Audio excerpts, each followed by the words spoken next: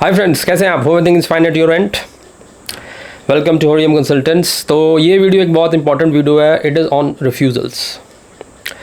अब काफ़ी लोग रिफ्यूज़ल जब आती है तो वो घबराते हैं, और कुछ लोग ऐसे होते हैं कि उसको कहते हैं चलो हो गया, now we should file again. तो इस वीडियो में आपको बताने वाला हूँ किन सर्कमस्टांसेस में आपको इमीडिएटली फाइल कर देना चाहिए if you get the refusal.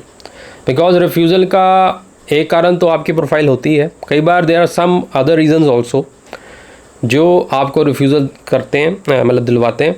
But अगर वो उन रीजंस की वजह से आपका अगर रिफ्यूज़ल आ गया है तो वो रीजंस ऐसे नहीं है कि आपको कुछ वेट करना है या आप में कुछ प्रॉब्लम है। कई बार फाइल या आपकी profile everything is okay, still due to rush, due to carelessness of officer, there are many things, कुछ भी हो सकता है। उन फैक्टर्स की वजह से जब अगर रिफ्यूज़ल आए then you should not wait.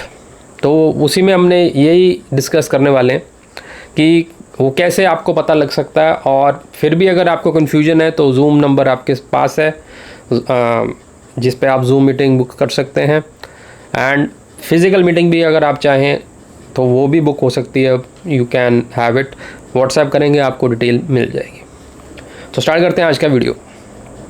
तो इस टॉपिक में हमने एक और वीडियो पहले बनाई थी, बेसलेस रिफ्यूज़ल। तो उसका लिंक मैं इसमें दे दूंगा, आप चेक कर सकते हैं कि बेसलेस रिफ्यूज़ल क्या होती है। ये भी काफ़ी कॉमन है आजकल। तो होता क्या है इसमें, बेसिकली आपके तरफ से एवरीथिंग इज़ फाइन, आपका ITR अच्छा है, आपने proofs of your income statements सब कुछ आपने लगा दिया, और स्टिल आपका रिफ्यूज़ल आता है। ये मैं बात कर रहा हूँ सबसे पहले इंडिविजुअल प्रोफाइल्स की, जब आप इंडिविजुअली अपने लेवल पे अपनी इनकम के बेसिस के ऊपर फाइलिंग कर रहे हैं। तो उस केस में जब इस तरह का रिफ्यूज़ल आता है तो एंड यू आर श्योर कि आपके पास everything is up to the mark, जो रिक्वायर्ड है, then you should not wait. ये पहला सिनेरियो है जिसमें आपको वेट नहीं करना। तुरंत आपको, अगर आपका गैप जो है, इसमें एक कैच है वो मैं आपको बता देता हूँ कि अगर आपका जो प्लान में 1 महीना पड़ा हुआ है अभी और आपका रिफ्यूज़ल 1 महीना पहले आ जाता है, ये होती है अच्छी प्लानिंग में। ये मैं आपको बताता हूँ, हमेशा 1-2 महीने का गैप देना चाहिए ताकि ऐसे सर्कमस्टांसेस के साथ आप डील कर सकें। अगर आप बिल्कुल point two point visa filing करते हैं, that is wrong on your part, that is wrong on your planning. उसमें क्या होता है, एक एग्जांपल देता हूँ छोटी सी। जैसे आपने 1 महीने बाद जाना है और आप 1 महीने पहले फाइलिंग कर रहे हो, it is very close, this is wrong planning.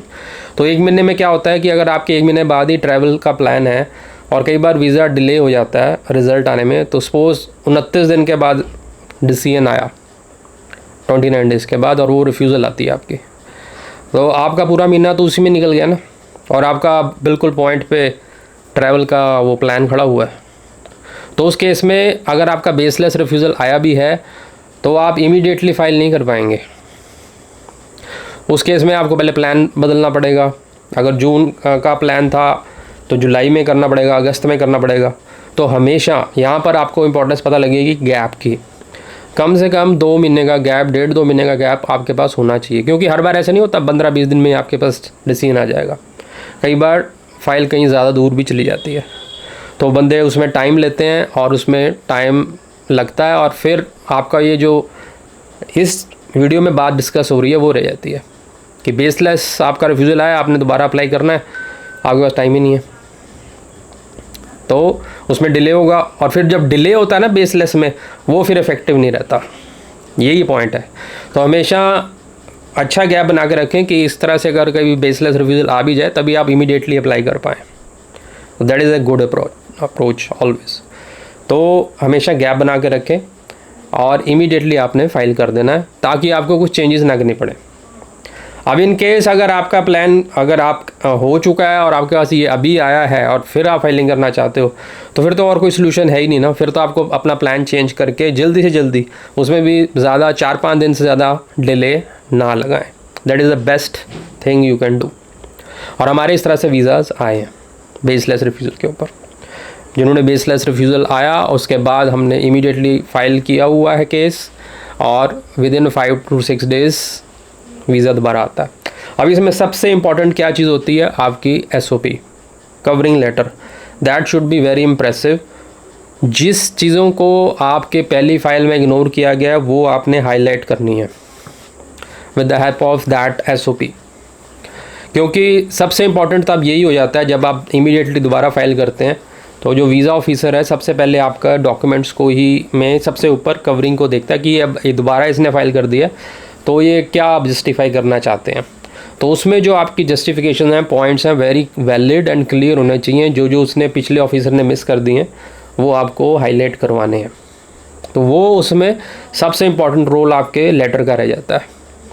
When you have a baseless refusal and when you file again immediately, तो आपका जो कवरिंग लेटर बड़ा इंप्रेसिव होना चाहिए, जिसमें सारे पॉइंट्स क्लियर हों जो पहले वाले ऑफिसर ने इग्नोर करे हैं, और आपके पॉइंट्स जो पॉजिटिव हैं वो अच्छे से हाईलाइट हों दोबारा, with full emphasis on your positivity, कि आपने वापस आना है और ये पर्पस था, इसके लिए हमने वीज़ा लगाया था, वो इग्नोर किया गया पिछली एप्लीकेशन में, इसलिए इमीडिएटली हम दोबारा फाइल कर रहे हैं विद द सेम प्लान।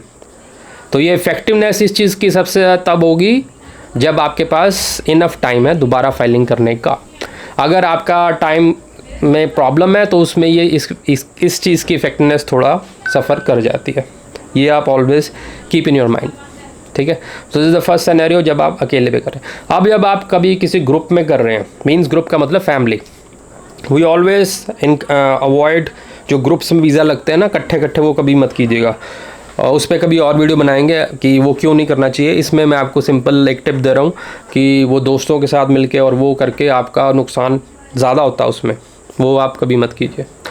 तो फैमिली ग्रुप की बात कर रहा हूँ। अगर आप फैमिली के किसी मेंबर के साथ जा रहे हैं, आप दोनों ने वीज़ा फ़ाइल किया हुआ है, एंड जब वीज़ा फ़ाइल किया और उसमें एक का आ गया दूसरे का नहीं आया, तो उस केस में भी आपके पास अगर जेन्युइन एविडेंस है इकट्ठे जाने की, जेन्युइन रीज़न बनता है इकट्ठे जाने का, और वो इग्नोर हुआ है पहली एप्लीकेशन में, तो वो आपको हाईलाइट करवाना है और फिर दोबारा से फाइलिंग करनी है इमीडिएटली। अब इसमें भी टाइम जो गैप है वो बहुत मैटर करता है। अगर आपके पास टाइम ही नहीं बचा है, आपने बिल्कुल पॉइंट टू पॉइंट फाइलिंग करी हुई है और डिसीजन आने में पूरा टाइम निकल गया और आपका इवेंट सामने आके खड़ा हो गया, तो उस केस में ये चीज़ काम नहीं करेगी। तो इस पूरे वीडियो में सबसे बड़ा मैसेज तो यही जाता है कि जब भी आप प्लानिंग करें विज़िटर वीज़ा के लिए, filing should be way advance, मतलब काफ़ी 1-2 महीने का गैप आप ज़रूर रखें कि इन केस अगर डिले होता है डिसीजन में, देन आपके पास टाइम हो इन चीज़ों को करने के लिए। अगर आप पहले ही बड़ा पॉइंट टू पॉइंट चल रहे हो तो उसमें वो आपके इवेंट बिल्कुल सामने आके खड़ा हो जाएगा एंड यू कांट, ठीक है। तो ये था इस पूरे वीडियो का निचोड़ कि planning is very important, time gap is very important, and don't be afraid of baseless refusals. अगर वो आया है तो कमी आप में नहीं है, कमी आपके ऑफिसर में है जिसने उसको इग्नोर किया, आपके पॉजिटिव पॉइंट्स को, आपकी सर्कमस्टांसेस को, उसको रिमाइंड करवाना है। तो उसको रिमाइंड करवाने के लिए, उसको फोकस कराने के लिए सबसे बढ़िया टूल होता है बहुत ही बढ़िया लिखा हुआ इम्प्रेसिव SOP, जो कि वो सारे पॉइंट्स को हाईलाइट करे जो कि पहले वाले ऑफिसर ने इग्नोर किए, ठीक है। देन कोई भी आपको रोक नहीं सकता वीज़ा लेने से। अब इसमें जो ध्यान रखने वाली चीज़ें हैं कि प्रोफाइल आपकी ओके होनी चाहिए। ये चीज़ मैं बिल्कुल नहीं कह रहा कि आप में प्रोफाइल में कुछ नहीं है और आपका रिफ्यूज़ल आ गया और उसको आप बेसलेस मान लो। तो ये चीज़ अगर आपके माइंड में चल रही है तो जूम मीटिंग हमने आपके लिए रखी हुई है, आप डिस्कस करें केस, तो आपको पता लगेगा कि जी रिफ्यूज़ल जेन्युइन है या बेसलेस है। तो अगर प्रोफाइल में ही दम नहीं था और उसको आप ये मान के चलोगे तो फिर रिफ्यूज़ल पे रिफ्यूज़ल लेते रहोगे क्योंकि हमें हर एक बात यहाँ पे क्लियर करनी है। पूरा वीडियो तभी आप देखो तभी आपको पता लगता है, ठीक है ना। तभी अब यहाँ पर मैं आपको ये बात बता रहा हूँ, क्लैरिटी दे रहा हूँ कि अगर आपको नॉलेज है खुद कि हाँ I am okay on every aspect, then आपको पता लग जाएगा बेसलेस आया नहीं है। अगर आपको थोड़ा सा भी कन्फ्यूजन है, consult us, will let you know कि ये बेसलेस बनता है कि नहीं बनता, ठीक है ना। Then you proceed with these things, ठीक है। तो होप आपको वीडियो अच्छा लगा होगा। लाइक शेयर सब्सक्राइब ज़रूर करें।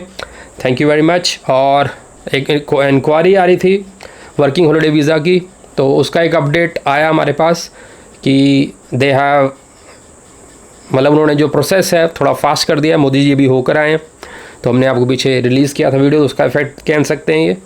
और कुछ ही देरों में और या 1-2 महीने के बाद ये वीज़ा स्टार्ट हो जाएगा। And that is a very good news again. Thank you very much.